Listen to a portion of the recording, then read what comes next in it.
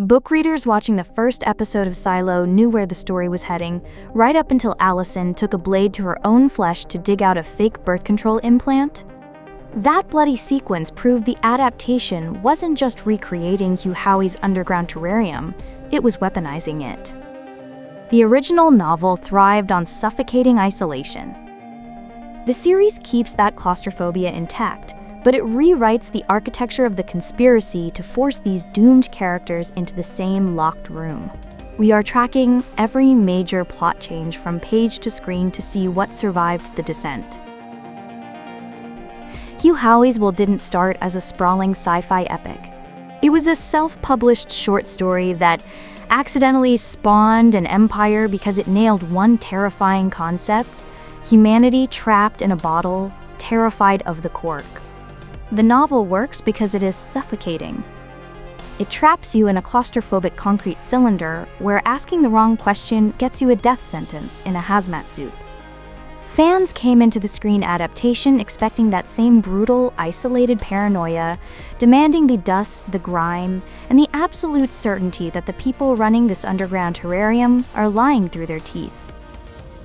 The showrunners knew better than to touch the foundational pillars of the story. Holston's grim preparation and delivering the fatal phrase, "I wanna go out to Marnes," closely mirrors the novel's opening down to the bone. When Holston steps outside and sees that impossible, lush green landscape, his doomed decision to clean the camera lens plays out exactly as Howey wrote it. Down in the deep, Juliette's introduction survives intact.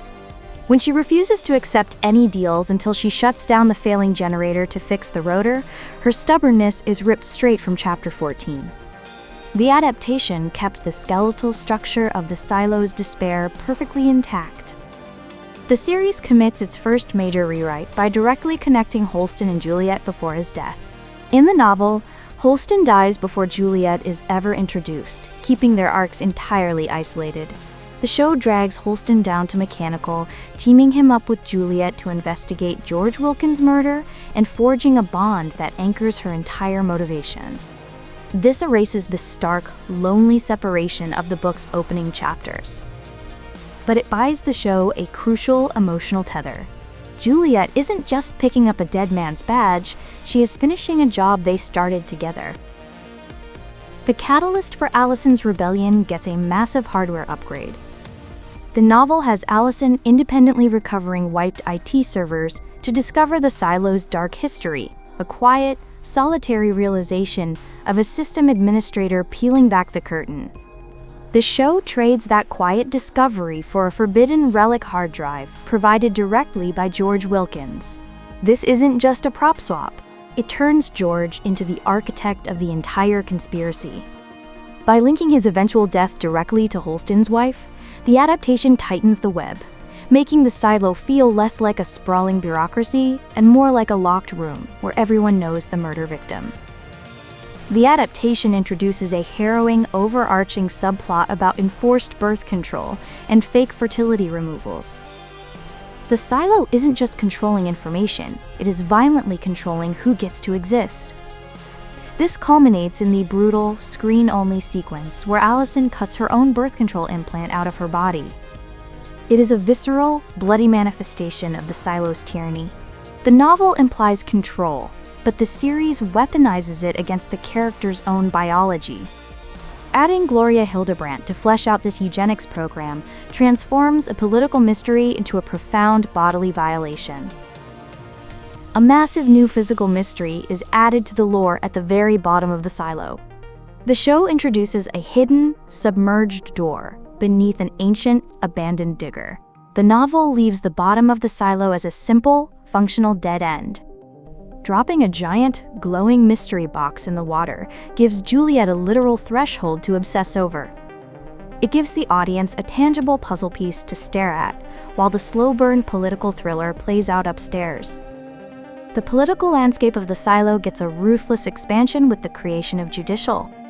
In the source material, IT holds the monopoly on secrets. The adaptation invents a shadowy, KGB-style faction that acts as a rival power to both the mayor and IT. Robert Sims and his network of janitors operate as a terrifying enforcement arm. This diffuses the villainy, meaning Bernard Holland isn't just a rogue IT dictator, he is playing a complex game of chess against his own secret police. It makes the silos hierarchy infinitely more dangerous, because you never know which shadow is watching you. Merging timelines changes the entire engine of the mystery. In the book, Juliette digs into Holston's files long after he dies. The show pulls that investigation forward, having her review his files while the trail is still warm. It shifts Juliette from a passive inheritor of a mystery into an active participant from day one. Pulling George Wilkins out of Juliette's backstory and dropping him into the present timeline of Allison's rebellion achieves the exact same thing. Every piece of the past is weaponized to drive the present forward. The screen adaptation of Wool trades literary isolation for television connectivity. The novel thrives on cold, disconnected paranoia, letting characters die in a vacuum to prove the silo's cruelty. The series sacrifices that stark loneliness to build a tangled web where everyone is connected to the same hard drive, the same murder, and the same shadowy enforcers. Judicial adds a layer of bureaucratic terror that works brilliantly on screen, but it dilutes the terrifying simplicity of IT's absolute control. The show is louder, bloodier, and more interconnected, losing the suffocating isolation of Howey's original text, but gaining a propulsive, character-driven engine that forces its protagonists to fight the system rather than just survive it. The written story isolates you. It forces you to sit in the dark and watch people break. The screen adaptation trades that quiet dread for a loud conspiracy. Television demands momentum. You need a visible villain and a tangible secret. The series loses the suffocating loneliness of the page, but it builds a better trap for a weekly audience.